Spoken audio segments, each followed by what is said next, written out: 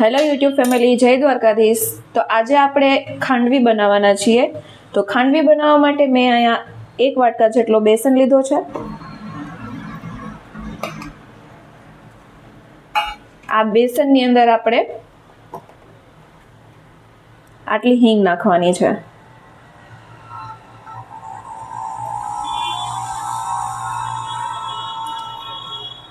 અને પછી સ્વાદ પ્રમાણે મીઠું નાખવાનું છે.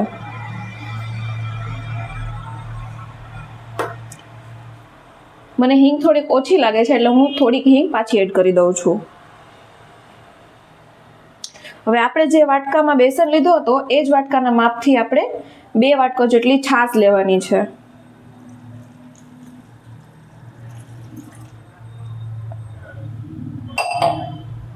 પછી આપણે બરાબર રીતે તેને મિક્સ કરવાનું છે. ધ્યાન રાખવાનું છે કે આમાં એક પણ ગાંઠ ન રહી જાય, એક પણ લમ્સ ન રહેવા જોઈએ. હવે આ ખાંડવીનું જે ખીરું હું તૈયાર કરું છું ને એમાં તમારે જો આદુ મરચાંની પેસ્ટ નાખવી હોય ને તો તમે એ પણ નાખી શકો છો. પણ પછી એક વસ્તુ કરવી પડે કે આપણે જ્યારે આદુ મરચાંની પેસ્ટ નાખીએ ને પછી આ ખીરાને આપણે ગાળીને પછી એને પકાવવાનું.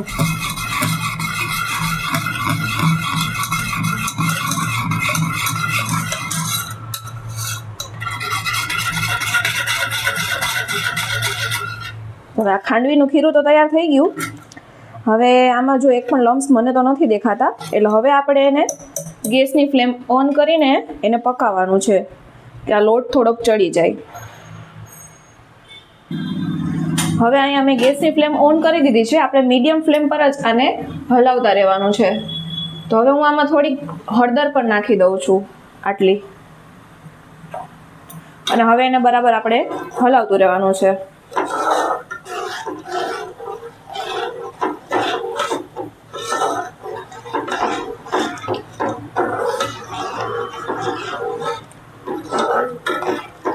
આ જ રીતે જ્યાં સુધી એકદમ જાડું ને થીક ન થઈ જાય ને ત્યાં સુધી આપણે એને હલાવતું રહેવાનું છે.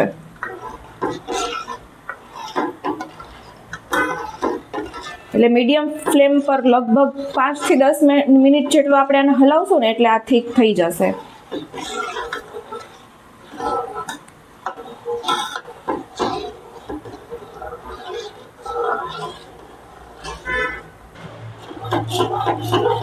જો આ થોડુંક ઠીક થવા લાગ્યું ને, હવે આપણે આવી જ રીતે એને હજી થોડી વાર ચલાવતા રહેવાનું છે એટલે લોટ સરસ પાકી જાય અને હજુ થોડુંક ઠીક થઈ જાય.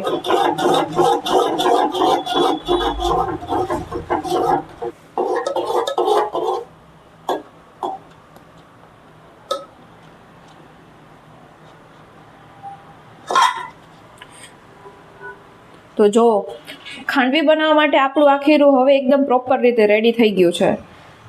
ચમચામાંથી આવી રીતે પડે ને ત્યાં સુધી આપણે એને પકાવવાનું હોય.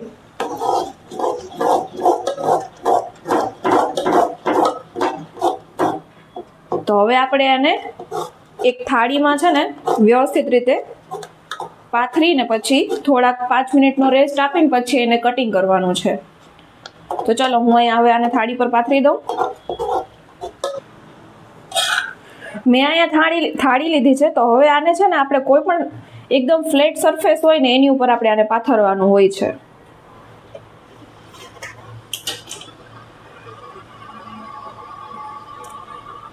છે ને એકદમ ઇઝી ખાંડવી બનાવવું. તમે પણ જરૂર ટ્રાય કરજો. આ રીતે બધા જ રોલ આપણે વારી લેશું.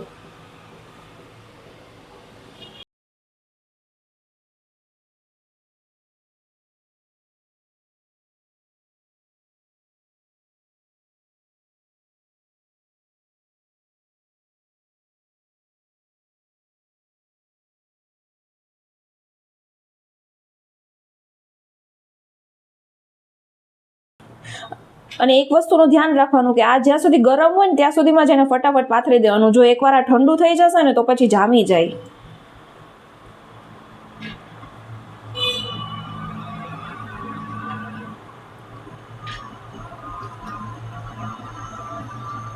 તો જો આ રીતે તમારે બધા જ ખીરાને પાથરીને થોડીક વાર માટે રેસ્ટ આપી દેવાનો છે. તો હવે અહીં 3-4 મિનિટ જેટલું થઈ ગયું છે. આપણે પહેલાં એક સાઈડમાંથી ચેક કરી લઈએ ઉખડે છે કે નહીં. હા, તો આ એકદમ રેડી છે હવે રોલ વારવા માટે. તો અહીંયા મેં ઊંધી થાળીની ઉપર આને પાથર્યું હતું. તમે પણ એવી રીતે જ કરજો, જેથી છે ને રોલ વાળવામાં તમને સહેલાઈ રહેશે. તો હવે આપણે ચાકુથી કટ કરી લઈએ.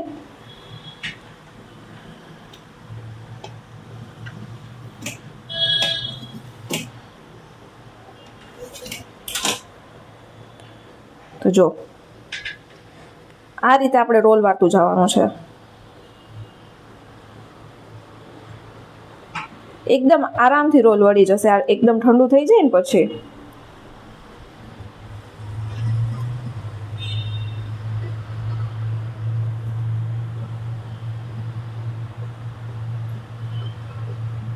જો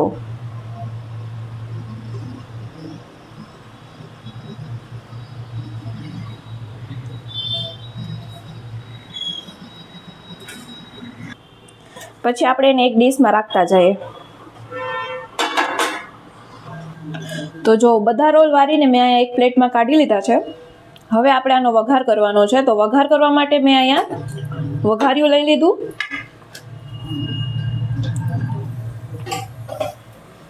અને ગેસ ઓન કરી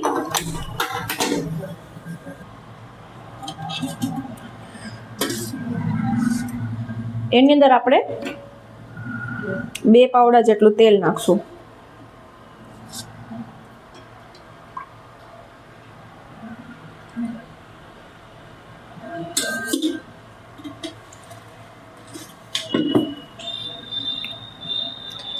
પછી આ તેલની અંદર આપણે 1 ચમચી જેટલી રાઈ નાખી દેવાની છે.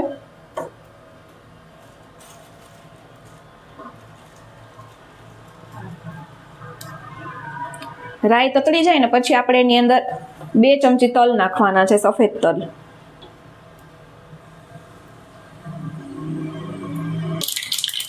રાઈ થઈ ગઈ છે આપણી. તો હવે આપણે એમાં 2 ચમચી તલ નાખશું.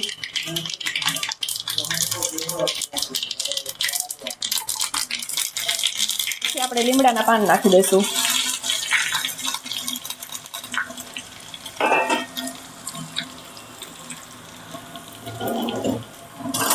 તો હવે આપણો આ વઘાર રેડી છે એકદમ. ને મેં એમાં 3 લીલી મરચી પણ સુધારીને નાખી હતી. હવે આ વઘારને આપણે ગેસ બંધ કરીને પછી હવે આ વઘારને આપણે આ જેમાં રોલ કરીને કાઢેલી હતી ને એ પ્લેટ પર આવી રીતે નાખતા જશું.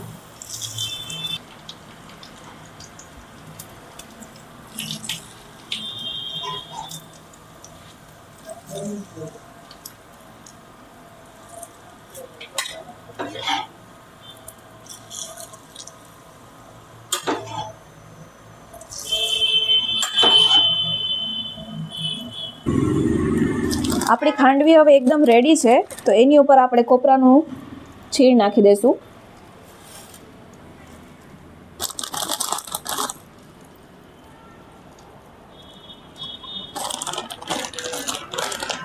અને પછી આપણે ધાણા ભાજી છાંટશું.